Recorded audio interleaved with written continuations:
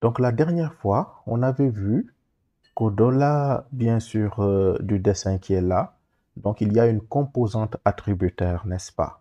Alors on a notre couche limite région. Alors pour aller au niveau de notre table d'attributs ou de notre table attributaire, on fait clic droit sur notre couche limite région et on ouvre la table d'attributs.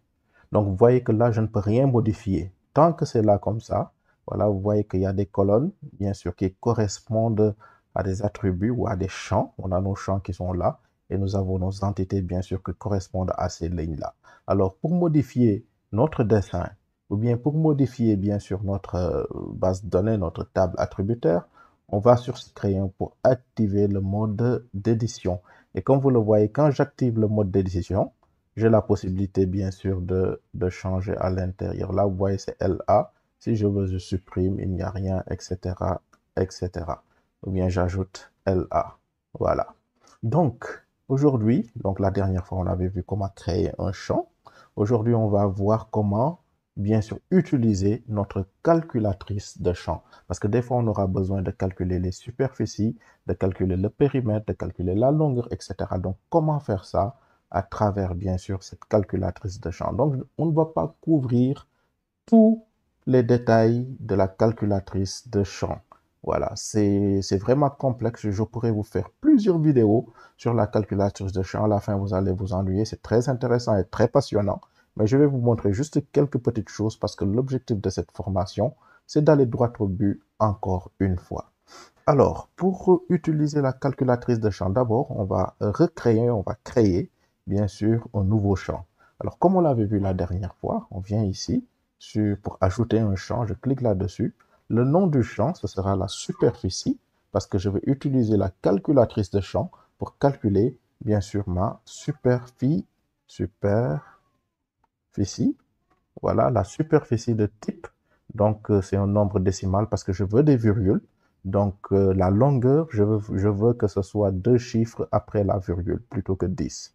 Donc, je veux que mon champ, les paramètres soient de deux chiffres après la virgule ou de trois, ça dépend de vous.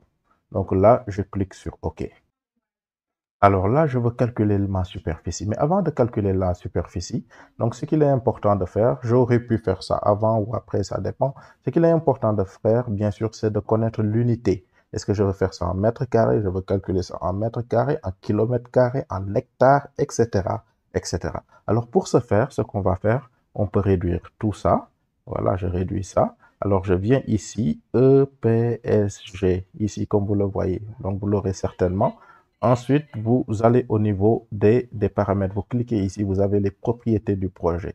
Sinon, si vous ne l'avez pas, vous pouvez aller sur projet et venir ici au niveau de propriété, c'est la même chose. Donc, sur propriété, vous allez sur général.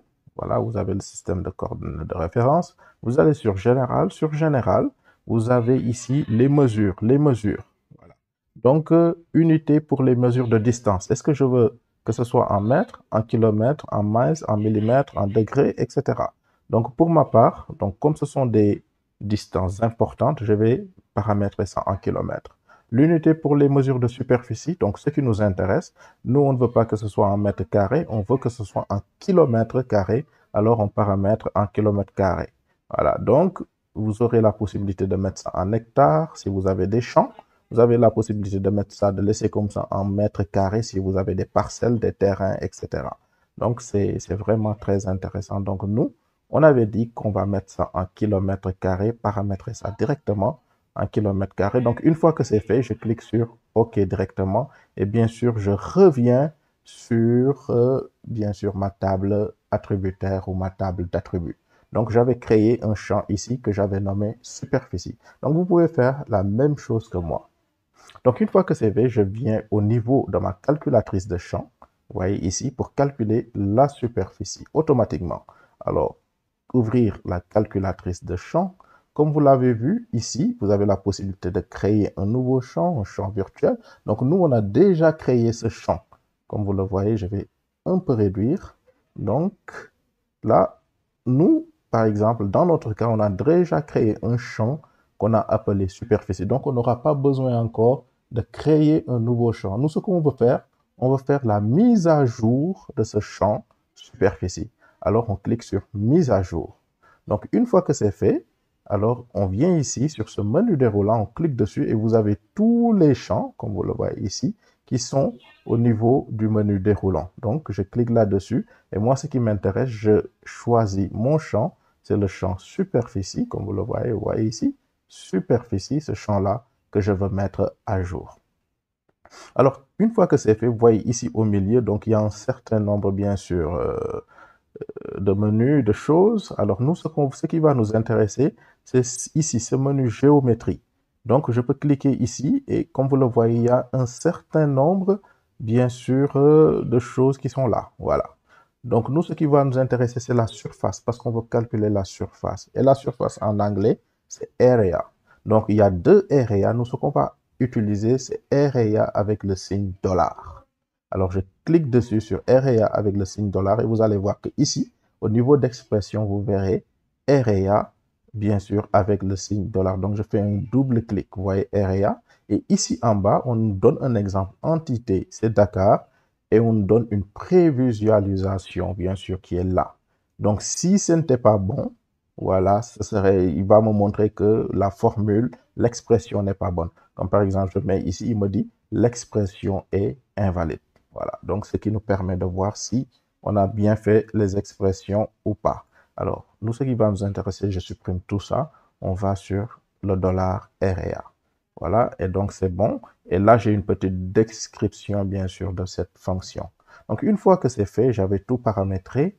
Je clique sur OK et que vous allez voir que automatiquement, voilà, il va me calculer la superficie, bien sûr, de chaque polygone, de chaque région, n'est-ce pas? Donc, c'est vraiment intéressant.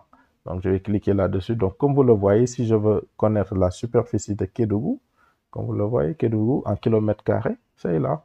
Voilà, 6 877 kilomètres carrés. Tambacounda, voilà, 42 601 kilomètres carrés, etc., etc. Donc, c'est la même chose, n'est-ce pas? Maintenant, pour votre exercice, eh bien, je vais vous laisser. Comme ça, vous allez essayer à vous aussi, voilà, de créer, bien sûr, un autre champ. Et ce champ-là sera, bien sûr, un champ, disons, périmètre. Voilà, périmètre. Ce sera un champ périmètre. Et essayez avec la calculatrice de champ, voilà, de créer un champ périmètre. Et on va voir si vous allez réussir. Si vous avez aimé la vidéo, likez-la et à très bientôt. Merci beaucoup. Ciao.